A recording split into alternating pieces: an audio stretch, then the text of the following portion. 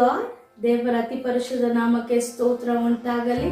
ಈ ಸಿಹಿ ಜೇನಿನ ಮಾತು ಎಂಬ ಕಾರ್ಯಕ್ರಮಕ್ಕೆ ನಿಮ್ಮೆಲ್ಲರನ್ನು ನಾನು ಸ್ವಾಗತ ಬಯಸ್ತೇನೆ. ಈ ವಾಕ್ಯವನ್ನು ಕೇಳುವಂತ ನಿಮ್ಮನ್ನು ದೇವರ ಆಶೀರ್ವದಿಸಲಿ.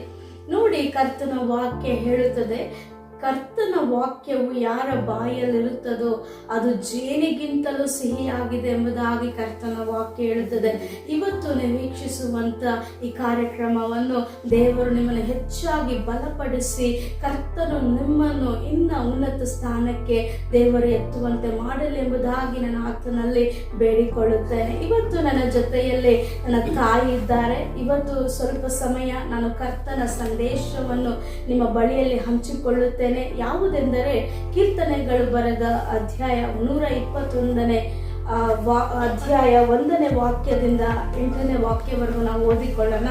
ನೋಡಿ, 1ನೇ ವಾಕ್ಯ ಹೇಳುತ್ತದೆ, ನಾನು ಕಣ್ಣೆತ್ತಿ ಪರ್ವತಗಳ ಕಡೆಗೆ ನೋಡುತ್ತೇನೆ, ನನಗೆ ಸಹಾಯವು ಎಲ್ಲಿಂದ ಬರುವುದು. ಪ್ರಿಯರಾದ ದೇವರ ಮಕ್ಕಳೇ, ಕರ್ತನ ವಾಕ್ಯ ಹೇಳುತ್ತದೆ, ನಮಗೆ ಸಹಾಯ ಎಲ್ಲಿಂದ ಬರುವುದು. ಇವತ್ತು ಜನಗಳು, ದೇವರ ಮಕ್ಕಳು ಒಂದು ವೇಳೆ ಅವರ ಪರಿಸ್ಥಿತಿಯನ್ನು ನೋಡಿ, ಅವರ ಜೀವಿತವನ್ನು ನೋಡಿ ಅವರು ಅಂದುಕೊಳ್ಳುತ್ತಾರೆ, ದೇವರೇ ನನಗೆ ಸಹಾಯ ಎಲ್ಲಿಂದ ಬರುವುದು ಎಂಬುದಾಗಿ ಅವರ ಜೀವಿತದಲ್ಲಿ ಒಂದು ಪ್ರಶ್ನೆ ಹಾಕಬಹುದು. ಆದರೆ ಕರ್ತನ ವಾಕ್ಯ ಹೇಳುತ್ತದೆ, ನನಗೆ ಭೂಮಿ ಆಕಾಶಗಳ ಸೃಷ್ಟಿಸಿದ ಕರ್ತನಿಂದ ನನಗೆ ಸಹಾಯ ಬರುವುದು ಎಂಬುದಾಗಿ ಕರ್ತನ ವಾಕ್ಯ ಹೇಳುತ್ತದೆ. ನೋಡಿ, ಕರ್ತನ ವಾಕ್ಯ ಹೇಳುತ್ತದೆ, ನಮಗೆ ಸಹಾಯ ಬರುವುದು ದೇವರಿಂದ. ಇವತ್ತು ನಾವು ಹಲವಾರು ಜನಗಳ ಬಳಿ ಹೋಗ್ತೇವೆ, ಹಲವಾರು ಮನುಷ್ಯರ ಸಹಾಯವನ್ನು ಬೇಡಕ್ಕೆ ಹೋಗ್ತೇವೆ. ಆದರೆ ಕರ್ತನ ವಾಕ್ಯ ಹೇಳುತ್ತದೆ, ನಾನು ನಿನಗೆ ಸಹಾಯ ಮಾಡುವಂತ ದೇವರು, ನೀನು ನನ್ನ ಬಳಿಯಲ್ಲಿ ಬೇಡುವುದಾದರೆ ನಾನು ನಿನಗೆ ಅನುಗ್ರಹಿಸುವಂತ ದೇವರು, ನಾನು ನಿನಗೆ ವಿಶೇಷವಾಗಿ ಸಹಾಯ ಮಾಡುವಂತ ದೇವರು ಎಂಬುದಾಗಿ ಕರ್ತನ ವಾಕ್ಯ ಹೇಳುತ್ತದೆ. ಆದರೆ ಮನುಷ್ಯರು ಇವತ್ತು ಯಾರ ಮೇಲೆ ನಂಬಿಕೆಯು ವಿಶ್ವಾಸವನ್ನು ಇಟ್ಟಿದ್ದಾರೆ. ನೋಡಿ, ಕರ್ತನು ನಮ್ಮ ಜೀವಿತದಲ್ಲಿ ನಾವು ನೋಡುವುದಾದರೆ ನಮಗೆ ಸಹಾಯವು ಅದು ಕರ್ತನಿಂದಲೇ ಬರುವುದು ಎಂಬುದಾಗಿ ಕರ್ತನ ವಾಕ್ಯ ಹೇಳುತ್ತದೆ. ಅದೇ 3ನೇ ವಾಕ್ಯ ನಾವು ನೋಡುವುದಾದರೆ, ಆತನು ನಿನ್ನನ್ನು ಬೀಳಗೊಡಿಸುವುದಿಲ್ಲ, ನಿನ್ನ ಸಂರಕ್ಷಕನು ನಿದ್ರೆ ಹೋಗುವುದಿಲ್ಲ. ಇವತ್ತು ಎಲ್ಲರ ಜೀವಿತದಲ್ಲೂ ಅವರು ಅಂದುಕೊಳ್ಳುತ್ತಾರೆ, ದೇವರೇ ನನ್ನ ಕಷ್ಟವನ್ನು ನೋಡಿ ನೀನು ಸುಮ್ಮನೆ ಇದ್ದೀಯಾ.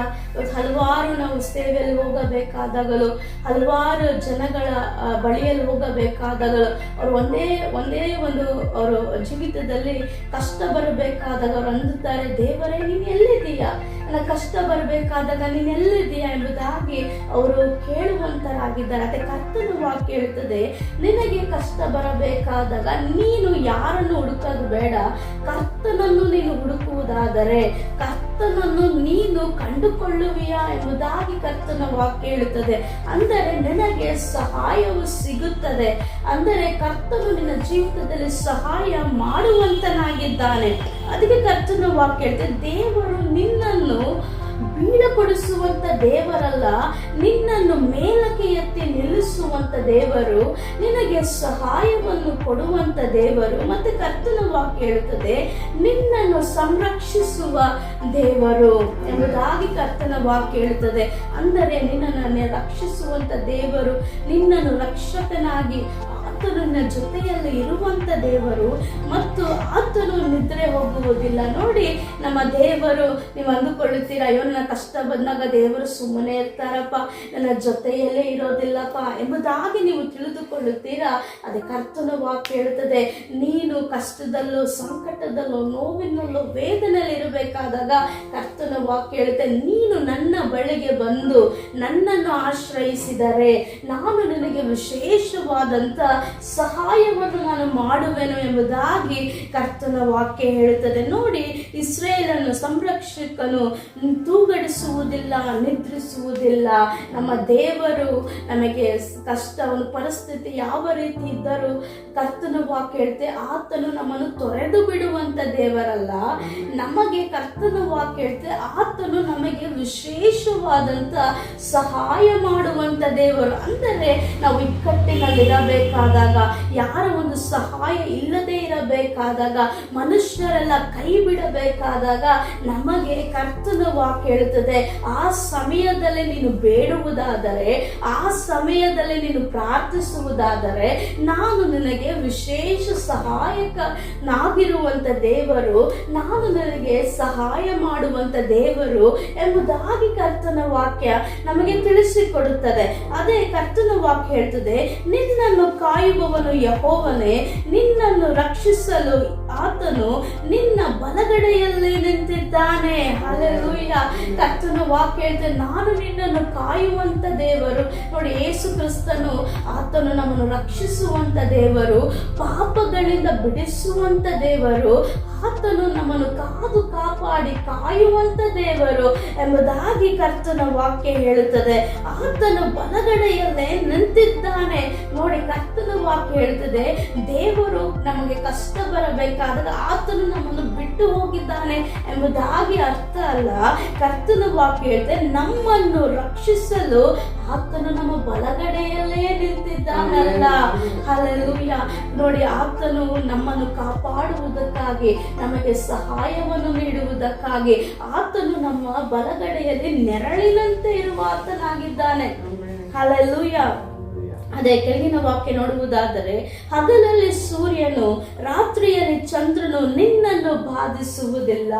ಹಲ್ಲೆಲೂಯಾ. ನೋಡಿ, ಕರ್ತನ ವಾಕ್ಯ ಹೇಳ್ತದೆ, ನಮ್ಮನ್ನು ಯಾವ ಒಂದು ಬಾಧೆಯು ನಮಗೆ ಆಗಬಾರದು, ನಮಗೆ ಯಾವ ಒಂದು ಇಕ್ಕಟ್ಟಲ್ಲಿ ನಾವು ಸಿಕ್ಕಾಕೊಳ್ಳಬಾರದು ಎಂಬುದಾಗಿ ಕರ್ತನಿಗೆ ಇಷ್ಟ. ಅದಕ್ಕೆ ಕರ್ತನ ವಾಕ್ಯ ಹೇಳ್ತದೆ, ನಿನ್ನನ್ನು ಯಾವುದು ನಿನ್ನನ್ನು ಬಾಧಿಸುವುದಿಲ್ಲ, ಯಾಕೆಂದರೆ ನೀನು ನನ್ನ ಮಗಳು, ನೀನು ನನ್ನ ಮಗನು ಆಗಿರುವಂತ ಕಾರಣ ಕರ್ತನು ನಮ್ಮನ್ನು ಎಲ್ಲ ಕಾರ್ಯದಲ್ಲೂ, ನಮ್ಮ ಮುಂದಿನ ಜೀವಿತದಲ್ಲಿ ಬರುವಂತ ಎಲ್ಲ ಒಂದು ಕಷ್ಟಗಳಾಗಿರಬಹುದು, ಒಂದು ತೊಂದರೆಗಳಾಗಿರಬಹುದು, ಕರ್ತನ ವಾಕ್ಯ ಹೇಳ್ತದೆ, ಆತನು ನಮ್ಮನ್ನು ಎಲ್ಲದರಿಂದ ಕಾಪಾಡುವಂತ ದೇವರು ಮತ್ತು ರಕ್ಷಿಸುವಂತ ದೇವರು ಮತ್ತು ನಮಗೆ ಸಹಾಯವನ್ನು ನೀಡುವಂತ ದೇವರು ಎಂಬುದಾಗಿ ಕರ್ತನ ವಾಕ್ಯ ಹೇಳುತ್ತದೆ. ಅದೇ ಕೆಳಗಿನ ವಾಕ್ಯ ನಾವು ನೋಡುವುದಾದರೆ, ಯೆಹೋವನು ನಿನ್ನನ್ನು ಎಲ್ಲ ಅಪಾಯಗಳಿಂದ ರಕ್ಷಿಸುವನು, ನಿನ್ನ ಪ್ರಾಣವನ್ನು ಕಾಯುವನು. ಇವತ್ತು ಹಲವಾರು ಜನ ಜೀವಿತದಲ್ಲಿ ಸಾಕ್ಷಿ ನಾವು ನೋಡುವುದಾದರೆ, ಜನ ಹೇಳ್ತಾರೆ, ಸಿಸ್ಟರ್, ನಾವು ಏನೋ ದೊಡ್ಡ ಒಂದು ಆಕ್ಸಿಡೆಂಟು ಇಲ್ಲ ಒಂದು ದೊಡ್ಡ ಒಂದು ಅಪಘಾತ ಆಗಬೇಕಾಗಿತ್ತು, ಆದರೆ ದೇವರು ಚಿಕ್ಕದರಲ್ಲಿ ನಮ್ಮನ್ನು ಕಾಪಾಡಿದ್ದಾನೆ ಎಂಬುದಾಗಿ ಹಲ್ಲೆಲೂಯಾ ನಾವು ಹಲವಾರು ಜನಗಳ ಸಾಕ್ಷಿಗಳನ್ನು ನಾವು ಕೇಳುವವರಾಗಿದ್ದೇವೆ.